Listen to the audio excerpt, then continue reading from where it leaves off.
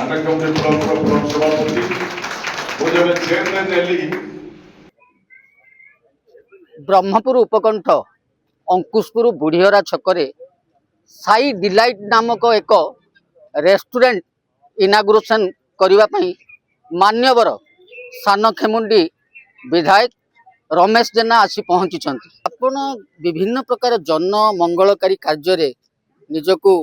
अंशग्रहण कर समस्त भितर गोटे जनप्रियता छाउंटी एवं पाखरे आसतिले एआईसीसी रो सह प्रभारी कुसुम कुमार कौन यही पंचायत इलेक्शन को आखि आगे रखी ये गोटे पूर्व प्रस्तुति की शुणु कांग्रेस दल हूँ 140 वर्षर दल देश को स्वाधीन देवा सहित देश को गढ़ी देशर विभिन्न अनुष्ठान करिकी देश को आगू नहीं कांग्रेस दल 140 वर्षर दल खाली पंचायत इलेक्शन अच्छी कि जनरल इलेक्शन अच्छी बोली आमर कार्यकलाप न थाए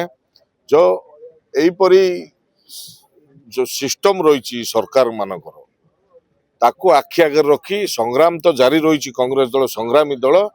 लोकंगर विकास पाई देशर विकास पाई देशर एकता पाई सब जिनस को आखि आगे रही कांग्रेस दल लड़ाई करुच्ची आ सबुदिन यहीपरी कार्य चली जेहेतु डबल इंजिन सरकार चली कहते गोटे नूतन सरकार आसिकी 2 वर्ष हो गला विकास कार्य कौन है शुणु खाली बासपट मारे किसी हेनी जदि जनसाधारण किसी करें देश किसी करें बासपट मारिकी डबल इंजिन सरकार आसी ट्रिपल इंजिन सरकार आसी अरे डबल इंजिन आइले तो डबल काम होगा कथा आज आम यूएस लेवल रे पहुंचवा कथा जो डबल इंजिन रो सरकार अच्छी कहीं दिनू दिन खसी खसी खसी खसी भारत आगू माने आगू जीवा जगह तलू खसी कहीं बासपट मारुंच किसी कार्य होना आप जातु आज जो चाषी मान अवस्था देखिए एवं माने युवक मान अवस्था देखिए बेरोजगारी सबु प्रकार ढिला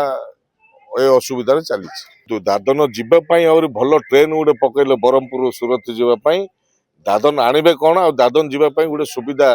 कले बुझले ना नहीं जहाँ कहती